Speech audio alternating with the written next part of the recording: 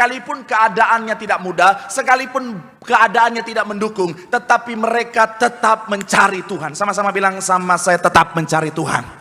Amin. Inilah bicara tentang yang namanya kesungguhan. Dan saya mau bilang, ini adalah sikap yang harus dimiliki oleh saudara dan saya, anak Tuhan. Apalagi kita yang hidup di akhir zaman. Kenapa? Karena saya mau bilang, saudara, di akhir zaman, anak Tuhan jangan pikir nggak ada halangan. Saya mau bilang, saudara, justru di akhir zaman, iblis kerja makin ekstra untuk menghalangi saudara dan saya makin melekat sama Tuhan.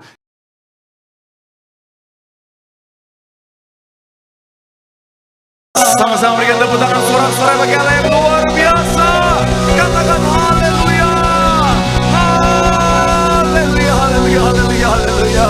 Benar Tuhan, benar Tuhan. Karena kasih-Mu yang luar biasa, Kau menderita bagi setiap kami. Kau lahir ke dunia memberikan nyawa-Mu bagi setiap kami. Dan kami percaya kasih Tuhan untuk sampai selama-lamanya. Dan kami percaya dalam kasih Tuhan kami akan melihat hidup kami pasti diberkati. Dalam kasih Tuhan kami akan melihat usaha pekerjaan bisnis kami pasti diberkati. Bahkan sampai anak cucu kami, keturunan kami, generasi kami semuanya juga pasti diberkati Tuhan. Dan dengan ucapan syukur saatnya kami bawa hati kami terima kebenaran firman-Mu, isi hati-Mu Bapa, berbicara bagi setiap kami, ajar diri bentuk setiap kami. Dan kami doa, kami bukan cuma duduk diam jadi pendengar, tapi kami boleh bangkit jadi pelaku-pelaku firman Tuhan, sehingga rancangan yang sudah Tuhan sediakan itu jadi bagian dalam kehidupan kami. Bahkan kami ucap berkat hamba-Mu yang Kau percaya untuk menyampaikan firman, urapan Tuhan mengalir, sucikan, layakkan tubuh-Mu di balik kaki salib-Mu Bapa. Jika ada dosa Tuhan mohon ampun, kelemahan tubuh Kau yang berikan kekuatan, hamba butuh Engkau Tuhan. Dan kami percaya dalam pengurapan Tuhan yang sempurna dan kekuatan yang baru, Tuhan ubahkan hamba-Mu untuk jadi berkat. Semua yang hadir diberkati dengan sempurna. Berbicaralah Tuhan, karena kami siap untuk mendengarkannya dalam nama Tuhan Yesus yang siap diberkati dengan sukacita, dengan iman, dengan bangga. Sama-sama kita katakan amin. Tepuk tangan yang paling meriah buat Tuhan. Silakan duduk saudara. Terima kasih buat setiap rekan-rekan yang sudah melayani dengan luar biasa. Dan dari mimbar ini saya mau sampaikan salam damai sejahtera, shalom. Sekali lagi shalom. Shalom kaum kulang tidur. Yang datang kemarin boleh angkat tangan. Wah, tepuk tangan dulu yang paling meriah. Haleluya. Puji Tuhan, senang sekali acara kemarin boleh berjalan dengan lancar saudara. Kita doa saudara Tiberia selalu dipakai Tuhan untuk jadi berkat bagi Indonesia. Sekali lagi tepuk tangan dulu yang paling meriah buat Tuhan. Haleluya, haleluya. Dan saya doa yang jomblo-jomblo tadi malam ada lilin yang menyala dalam hatinya. Haleluya. Dan saya sekali lagi senang bisa jumpa dengan saudara. Saya kagum melihat saudara karena bicara tentang semangatnya tetap setianya untuk mencari Tuhan. Saya mau bilang saudara, orang yang semangat setia cari Tuhan, janji Tuhan, hidupnya anak cucunya pasti diberkati Tuhan. Tepuk tangan dulu yang paling meriah buat Tuhan. Sama-sama bilang sama saya, aku pasti diberkati Tuhan. Anak cucuku pasti diberkati Tuhan.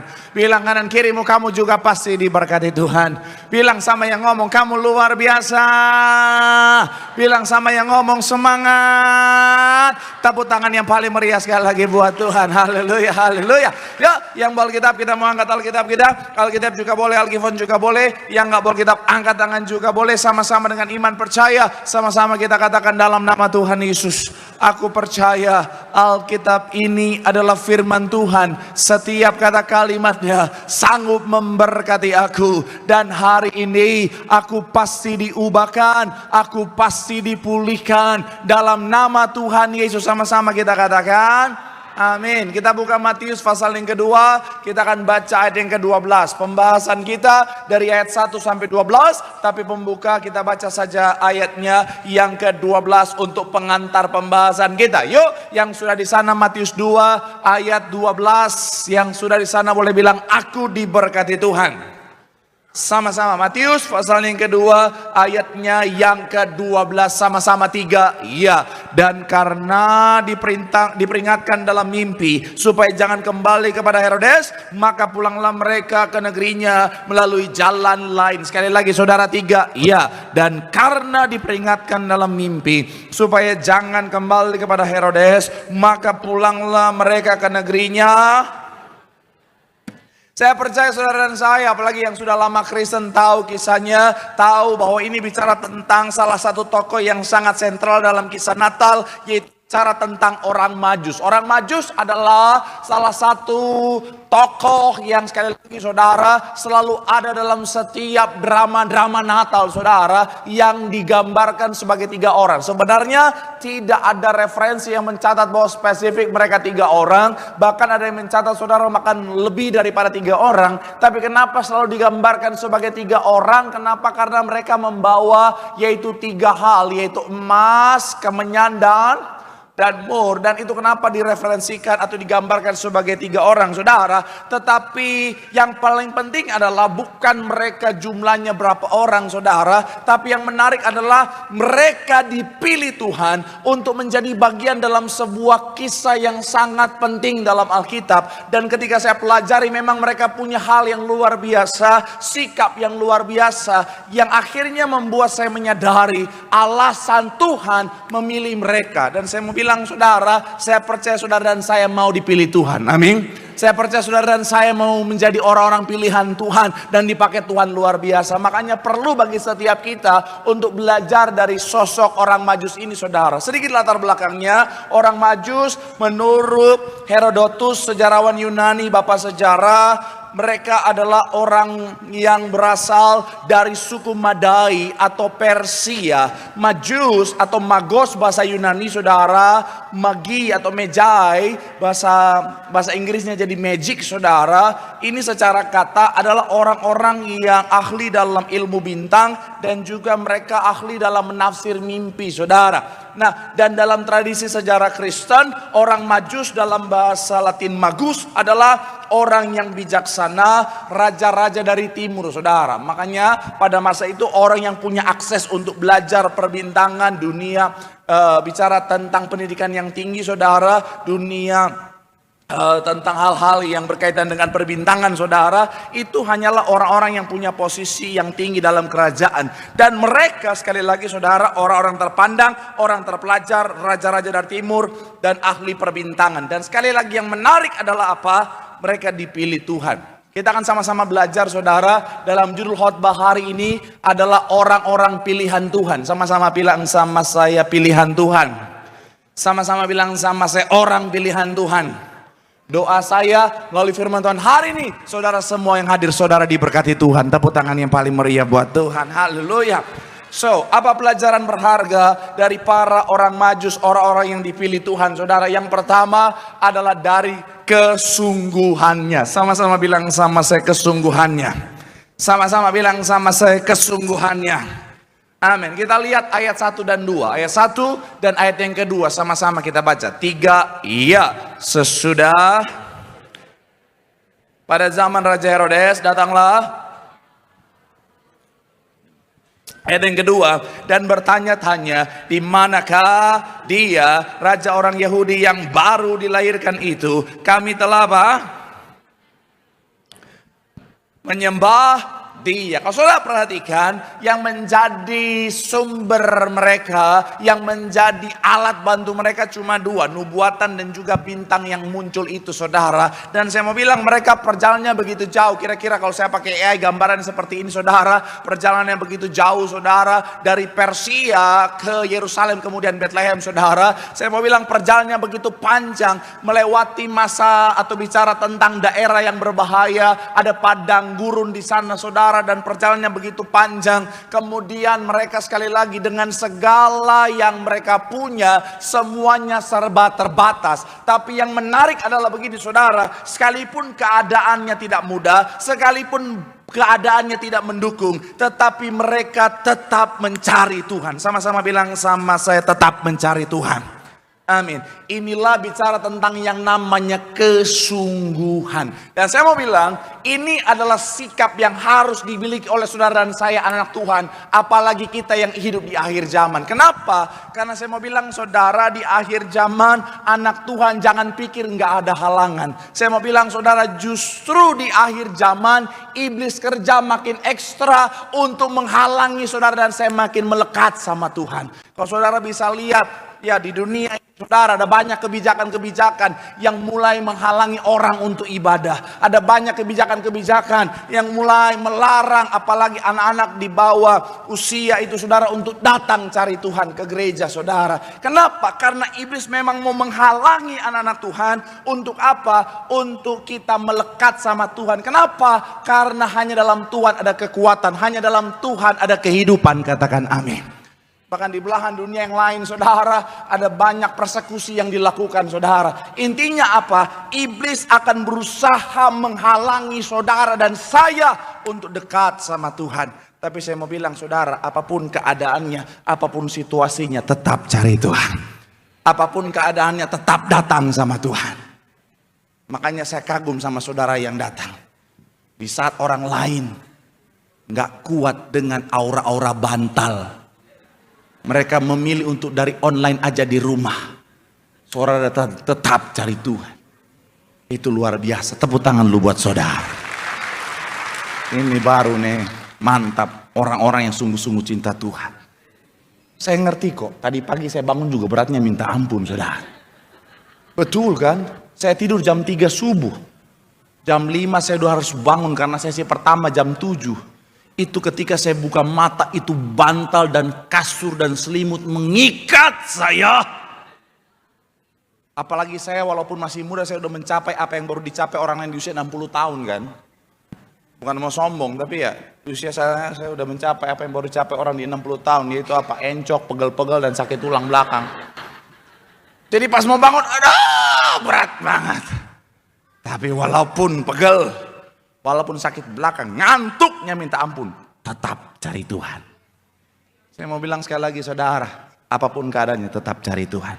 Karena hanya dalam Tuhan ada kehidupan. Tepuk tangan yang paling meriah buat Tuhan. Bilang sama kanan kirimu, apapun keadaannya, apapun penghalangnya, tetap cari Tuhan. Tepuk tangan yang paling meriah buat Tuhan. Haleluya. Yang kedua, pelajaran apa yang bisa kita ambil dari orang-orang yang dipilih Tuhan, para orang Majus ini? Yang kedua adalah soal kerendahan hatinya. Sama-sama bilang sama saya kerendahan hati. Sama-sama bilang sama saya kerendahan hati. Amin. Coba kita lihat ayatnya yang ke-11. Sama-sama kita baca ayatnya yang ke-11. Yuk, yang sudah di sana boleh bilang aku diberkati Tuhan. 3 ya. Maka dan melihat apa? Apa yang dilakukan? Lalu sujud menyembah. Sekali lagi saudara, maka masuklah mereka ke dalam rumah itu dan melihat anak itu bersama Maria ibunya. Lalu ngapain? Sujud menyembah dia. Tahan sampai di sana. Kata sujud bahasa aslinya lepipto. Pipto artinya apa saudara? Tersungkur atau merebahkan. Sekali lagi, kata sujud artinya tersungkur. Bukan hanya berlutut saja, tetapi itu merebahkan. Kalau saya pakai AI saudara, kira-kira gambarannya seperti ini saudara. Mereka benar-benar saudara meletakkan hampir keseluruhan tubuhnya ke tanah. Padahal kalau kita mundur sedikit, mereka orang terpandang, mereka adalah raja-raja dari timur, mereka adalah orang-orang yang biasa dihormati, dan saya sangat percaya mereka sering diperlakukan seperti dalam konteks apa saudara? Orang ketika jumpa mereka bersujud di hadapan mereka. Tapi yang menarik, mereka nggak lihat keadaan mereka, diri mereka, latar belakang mereka, posisi mereka. Ketika mereka jumpa dengan Tuhan, mereka sujud. Ini bicara tentang apa? Kerendahan hati. Saya mau bilang saudara, kerendahan hati adalah kunci orang dipakai Tuhan luar biasa. Saudara ingat bicara tentang Saul, awal dipakai Tuhan, dipilih Tuhan. Kenapa? Karena punya kerendahan hati. Even dia nggak pede saudara. Tapi sayangnya ketika mulai ada kesombongan, dia lihat Daud dipuji lebih daripada dia, merasa bahwa dia lebih layak dipuji. Kesombongan menjadi awal mula undurnya Tuhan daripadanya. Lucifer itu dipilih Tuhan untuk jadi WL kerajaan sorga. Dengan segala kemuliaannya, dengan cahaya yang luar biasa. Tapi ketika mulai ada kesombongan, awal mula kejahatan. Saya mau bilang ya, saudara dan saya kalau mulai sombong, Shalom. Saya lagi bicara kalau mulai sombong. Kenapa udah ada yang mulai ngantuk? Saya mau bilang sekali lagi ya, saudara dan saya kalau mulai sombong, Alkitab mencatat tinggi hati mendahului kejatuh. Saya mau bilang saudara, hidup dalam Tuhan kita pasti diberkati. Hidup dalam Tuhan kita pasti terima promosi. Tetapi pastikan dalam diberkati itu, dalam promosi itu, jangan tinggi hati. Karena kalau mulai tinggi hati, ini akan menjadi awal mula kejatuhan. Banyak orang masih susah, rendah hati. Banyak orang masih kismin, rendah hati. Iya, masih kismin ketemu orang. Ketika mulai kaya, mulai punya mobil yang mewah, bodoh Tuhan, ketemu orang. Dagu diangkat, lubang hidung ke langit. Oh, haleluya. Saya mau bilang saudara, hati-hati. Ini akan menjadi awal mula kejatuhan. Saya suka kalimat dari seorang Santo Agustinus, dia bilang begini saudara. Jika Anda bertanya kepada saya tentang apa yang paling penting dalam agama dan disiplin Kristen, saya akan menjawab. Yang pertama adalah kerendahan hati, yang kedua adalah kerendahan hati, dan yang ketiga adalah apa? Kerendahan hati. Saya mau bilang saudara, kerendahan hati akan menjadi awal mula saudara dan saya dipilih sama Tuhan. Jadi please, jangan jadi orang yang sombong. Amin. Semakin diberkati, semakin rendah hati. Semakin kaya raya, semakin rendah. Semakin diangkat naik, semakin rendah. Karena kesombongan tinggal tunggu waktu. Orang kalau sombong tinggal nggak usah dijatuhin, jatuh sendiri.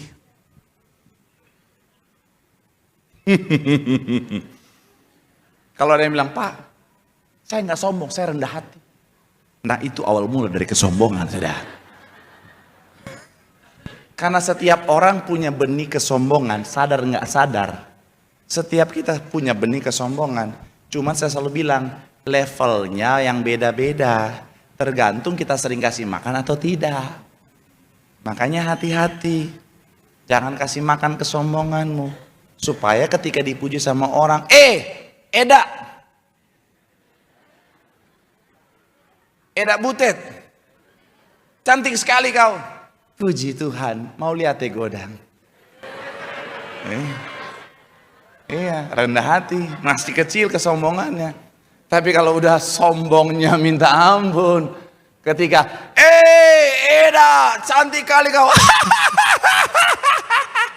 Tor monitor ketua. Jangan ketawa, bertobat itu mah. Iya. Karena gini saudara, siapapun kita, berapapun usia kita, profesi apapun kita, tetap ada celah yang kalau kita tidak responi dengan benar, bisa membawa kita pada kesombongan saudara. Even hamba Tuhan. Saudara pernah lihat hamba Tuhan jadi sombong kan? Ada kan? Ada. Saya pun jadi hamba Tuhan. Contoh ini kemarin. Ter-up to date, hari Sabtu.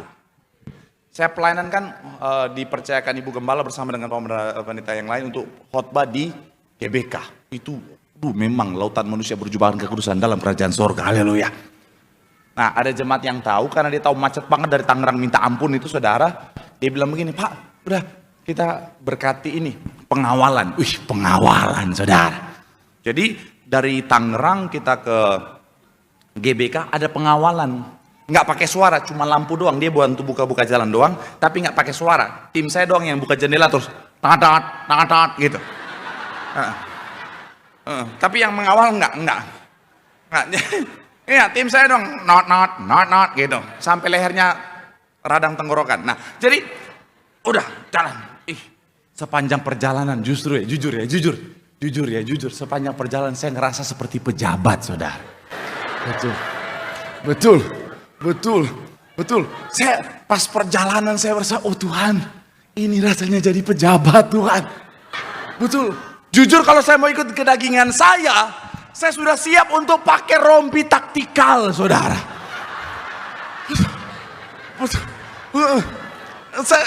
Saya sudah, oh Tuhan, aku udah siap untuk pakai rompi taktikal. Terus pose.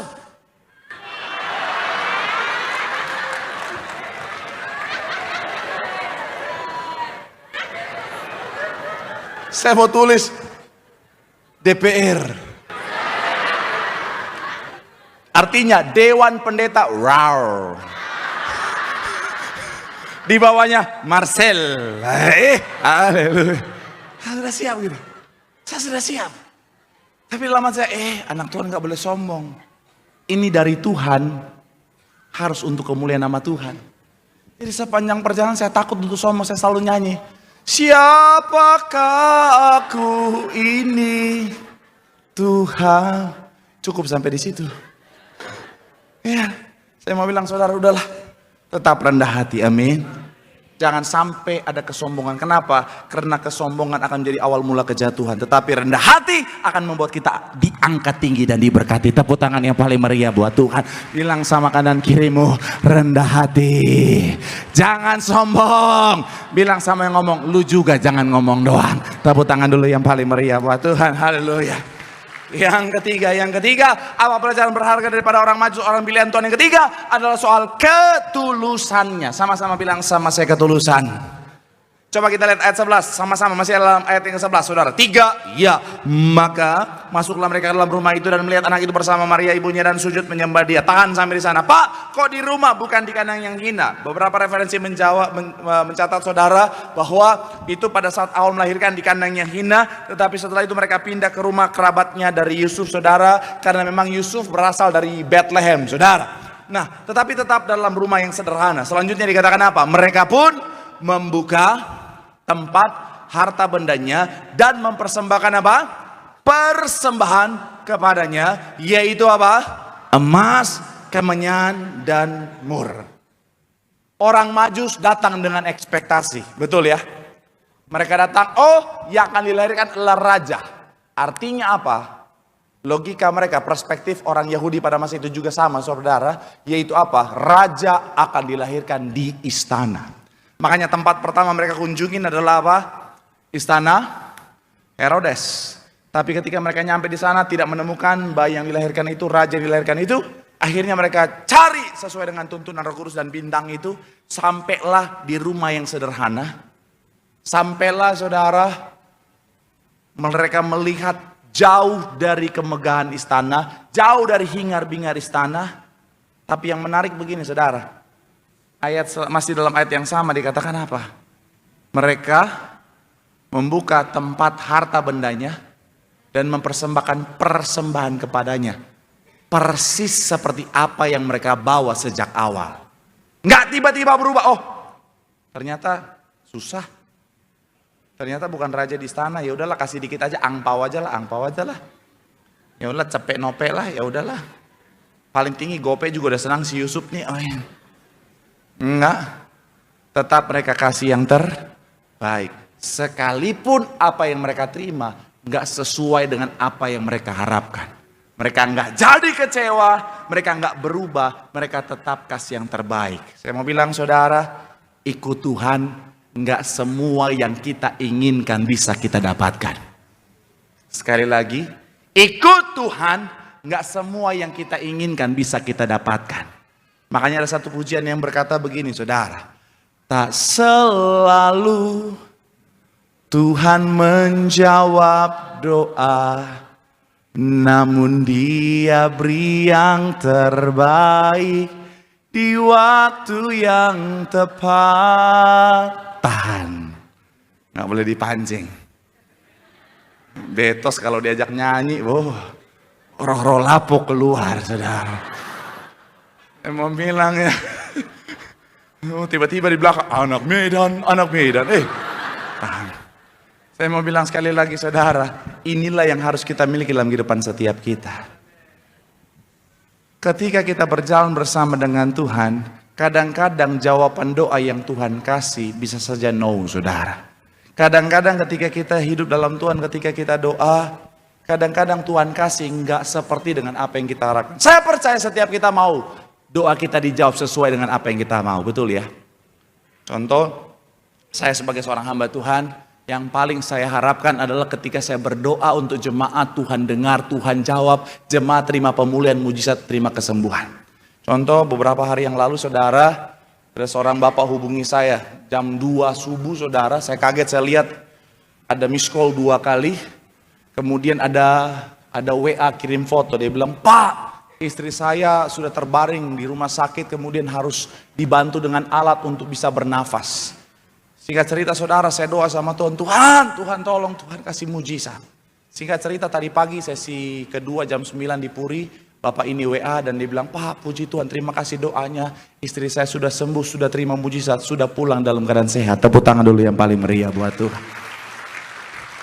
Sukacita, saya sangat sukacita saudara. Tapi ada saat dimana pernah saya disunter saudara, ada seorang bapak nangis datang sama saya dan bilang, "Pak pendeta, tolong doakan istri saya sedang sakit parah." Ketika saya berdoa, harapan saya bapak ini melihat mujizat untuk istrinya. Tapi ketika saya berdoa dalam hati, Tuhan bilang apa? "Aku tidak akan menyembuhkan istrinya." Tuhan, sakit hati, kecewa saudara, jujur. Tapi saya tetap melayani Tuhan dengan sungguh-sungguh. Kenapa? Karena saya tahu Tuhan selalu tahu yang terbaik saudara. Jadi sekali lagi, selalu kasih yang terbaik buat Tuhan. Ikut Tuhan kadang-kadang jauh dari ekspektasi. Saudara, ikut Tuhan kadang-kadang mungkin doamu nggak dijawab. Tapi sekali lagi saya mau bilang saudara, jangan izinkan responmu kepada Tuhan ditentukan oleh apa yang kau terima dari Tuhan saudara. Karena sejujurnya Tuhan sudah kasih yang terbaik bagi setiap kita. Amin. Sejujurnya saudara dan saya, kita boleh ada sampai hari ini karena Tuhan sudah kasih yang terbaik. Jadi kalau Tuhan mau jawab doa atau tidak, Tuhan mau kasih apa yang kita doakan, kita harapkan atau tidak, itu urusannya Tuhan. Urusannya kita tetap selalu kasih yang terbaik buat Tuhan. Tepuk tangan dulu yang paling meriah buat Tuhan. Saya punya 4 poin, tapi Imam Musa sudah maju ke depan saudara. Karena belajar dari gembala sidang kita saudara, beliau hidup dalam Tuhan. Bapak Ibu hidup dalam Tuhan, melayani Tuhan. Ekspektasi mereka yang mereka terima jauh dari apa yang biasanya manusia pada umumnya harapkan. Karena apa? Mereka melayani Tuhan malah mau dilempari batu saudara. Mereka melayani Tuhan malah ngalami serangan demi serangan saudara. Tapi hebatnya gembala sidang kita, Bapak Ibu gembala, mereka tetap kasih yang terbaik buat Tuhan. Buahnya apa saudara? Sesuai dengan penglihatan yang Tuhan berikan. Jemaat Tiberias, lautan manusia berjumpakan kekudusan dalam kerajaan sorga. Tepuk tangan sekali lagi yang paling meriah buat Tuhan. Maka sekali lagi saya mau bilang saudara, yuk, apapun yang kita terima selalu kasih yang terbaik. Tuhan tahu kok yang terbaik buat kita. Kadang-kadang saudara minta tender, saudara minta bisnis, saudara minta karir, Tuhan gak kasih, udah percaya jalanilah. Tuhan tahu yang terbaik. Amin. Karena Tuhan kan melihat ke depan. Saya pernah ceritakan, saya dalam pekerjaan dulu saudara ada tender yang lumayan besar. Fee-nya kalau gold tuh 1,6 M. 1,6 M kalau saya beli rompi taktikal, semuanya pakai rompi taktikal di sini saudara. Kita foto bareng. Ya. Ya. Tapi ternyata kenapa Tuhan nggak kasih? Karena di depannya ada masalah hukum yang bisa saya terima, yang saya nggak tahu sebelumnya. 12 tahun penjara, bayangin. Oh Tuhan, 12 tahun penjara, bukan opa-opa lagi, opa-opa, beneran opa-opa. Opa-opa Manado. Nggak tahu ya? Ya udahlah. Memang kalau orang ngantuk. Ya. Udahlah. Jadi kalau saudara, udahlah. Percaya aja. Kau doa Tuhan. Sebentar lagi Tuhan, aku mau pulang kampung, mau Natalan di kampung. Tapi aku belum punya jodoh. Aku takut. Karena di kampungku, tulangku, inangku, edakku, opungku, kalau nanya kapan kau kawin, penuh dengan penghakiman Tuhan. Jadi Tuhan tolong berikan Lee Min Ho jadi jodohku. Itu keinginan kita, tapi kan kadang-kadang jawaban Tuhan gak sesuai keinginan kita. Tuhan bilang, jangan Lee Min Ho, dia bukan anak Tuhan. Ada tuh yang salah satu anggota Super Junior yang suka khotbah juga. Siapa? Nah, Sion kan? Tuhan bilang, nah si supirnya Siwon aja.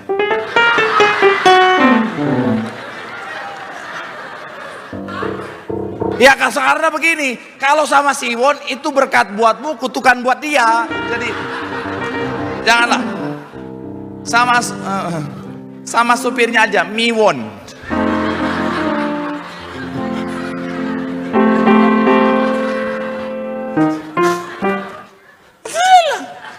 Ya Allah, yang terbaik lah.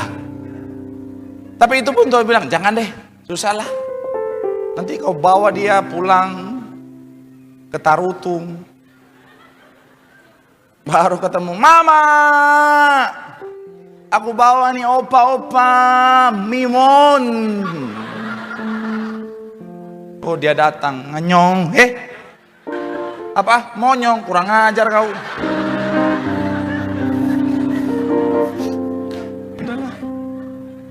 Udahlah, jangan kecewa sama Tuhan. Tetap kasih yang terbaik sama Tuhan. Amin. Bilang sama kanan kirimu, apapun yang kita terima, apapun keadaannya, apapun jawaban doanya, tetap kasih yang terbaik buat Tuhan. Tepuk tangan yang paling meriah buat Tuhan.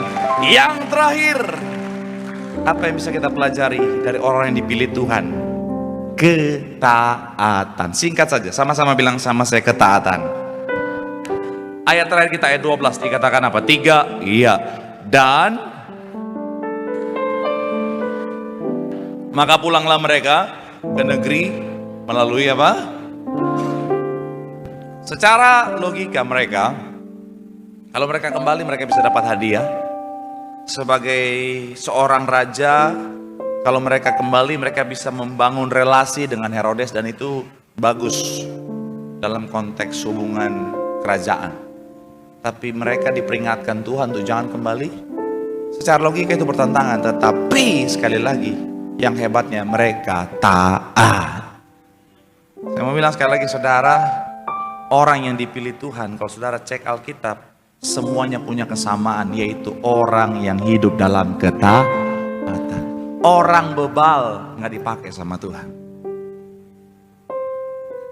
Gembala sidang kita kenapa dipilih Tuhan? Karena beliau adalah pribadi yang taat. Ketika Tuhan perintahkan kembalikan kuasa di balik perjamuan kudus dan minyak urapan, pada saat itu semua orang bilang itu lambang. Tapi Tuhan perintahkan gembala sidang, katakan ini benar-benar tubuh dan darah. Beliau taat, dampaknya banyak orang terima mujizat Tuhan yang luar biasa. Tepuk tangan sekali lagi yang paling meriah buat Tuhan. Taat aja. Walaupun kadang-kadang perintah Tuhan sepertinya di luar logika saudara. Tapi bukan berarti kita anak Tuhan gak pakai logika. Jangan bilang, oh artinya kalau saya beriman, artinya saya nggak pakai logika. Puji Tuhan Pak, dulu saya apa-apa pakai logika, apa-apa saya pakai otak. Sejak saya dibaptis nggak pernah pakai otak. Bukan. Tapi anak Tuhan tuh punya satu level di atas level logika, namanya level iman. Dan disitulah ketaatan kita bisa bekerja, sekalipun kita nggak mengerti apa yang Tuhan sediakan itu, saudara. Karena gini, sama GPS aja kita bisa percaya, masa sama Tuhan kita nggak percaya? Betul ya? Sama GPS aja, kalau kita pakai GPS kadang-kadang lewatin jalannya kan kadang-kadang nggak masuk akal ya. GPS lewatin area yang kadang-kadang masa nyampe ke situ dengan jalan seperti ini? Jalannya udah kecil banget, jalannya kadang berliku-liku, kadang-kadang. Oh Tuhan, saya kemarin waktu itu pernah ya, teman saya nikah di Bogor, di sebuah hotel mewah kayak villa dan hotel gitu saudara. Besar mewah. Saya pakai GPS, itu masuk hutan, lewatin lembah, samping sungai, jalan kecil.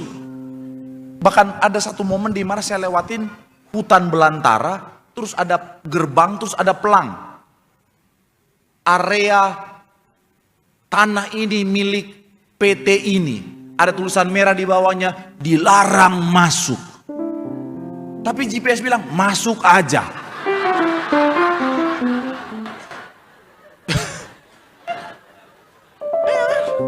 Itu udah spesifik melanggar hukum itu. Tapi karena saking saya percayanya sama GPS, saya masuk. Endingnya nyampe loh. Saya bilang, nyampe ya. Sama GPS aja kita percaya, masa sama Tuhan kita nggak percaya? Memang kadang-kadang jalan Tuhan tuh kadang-kadang kayak Tuhan, masa mau sampai ke sana Tuhan? Masa mau sampai pada rancanganmu ini Tuhan? Tapi disinilah ketaatan kita diuji. Abraham disuruh keluar dari tanah yang udah terjamin ke tanah yang belum jelas. Tapi Abraham taat. Inilah baru namanya iman. Makanya dia bapak orang beriman. Saya akan tutup dengan kesaksian singkat saudara. Waktu saya dipanggil untuk full jadi pendeta, jadi hamba Tuhan, logika saya berontak saudara. Karena zaman orang dulu bilang apa? Jadi pendeta mau makan apa? Makan batu. Oh Tuhan. Mami saya aja sempat deg-degan saya mau full time jadi pendeta, tinggalkan semuanya. Karena itu tadi omongan orang, jadi pendeta mau makan apa? Makan batu. Sampai saya sementara menjalani satu hubungan. Pasangan saya dijodohkan dengan orang lain. Karena apa? Si bapaknya takut saya jadi pendeta, anaknya makan batu saudara. Tapi saya ingat banget ya. Ya karena Tuhan sudah panggil ya, saya taat. Ditambah lagi ibu gembala bilang begini, Marcel, di dalam Tuhan ada kehidupan. Waduh, sudah maju. Saya saksikan ya. Saya jadi pendeta, nggak makan batu saudara. Iya. Saya kalau makan warteg ada batu, saya ambil, saya buang. Saya nggak tiba-tiba, wah batu nih.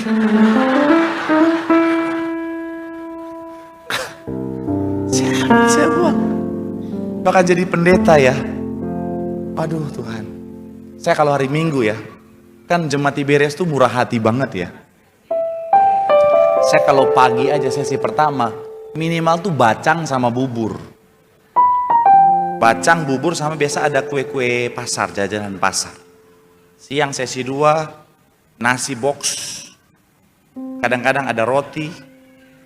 Sesi ketiga, itu macam-macam tuh. Ada nasi paketan sama bakmi. Nasi paketan sama bakmi. Ada roti-roti, kopi. Ada bapak-bapak yang selalu bawa oleh-oleh dari Vietnam.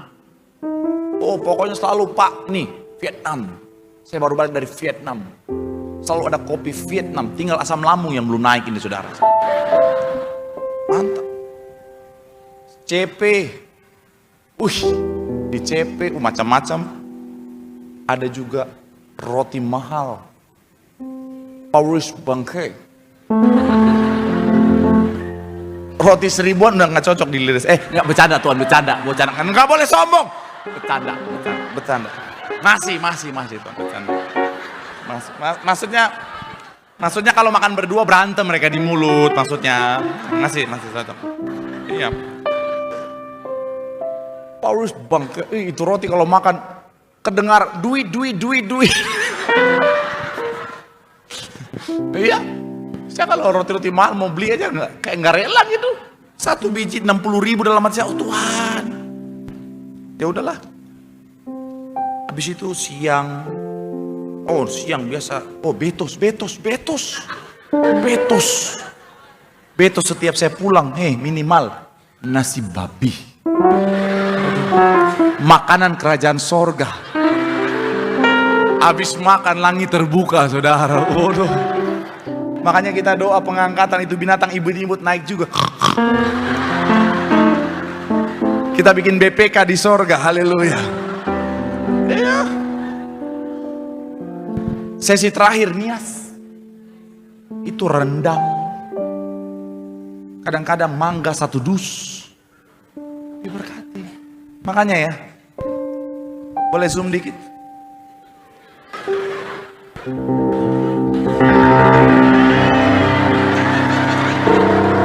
Kok lagunya Korea dong. Buat kamu yang pernah ninggalin aku,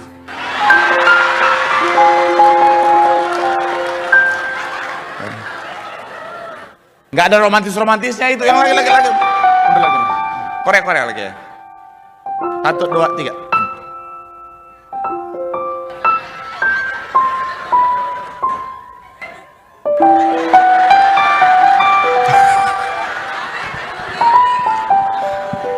Buat kamu yang pernah ninggalin aku, Kau mau tahu jadi pendeta makannya apa? Banyak.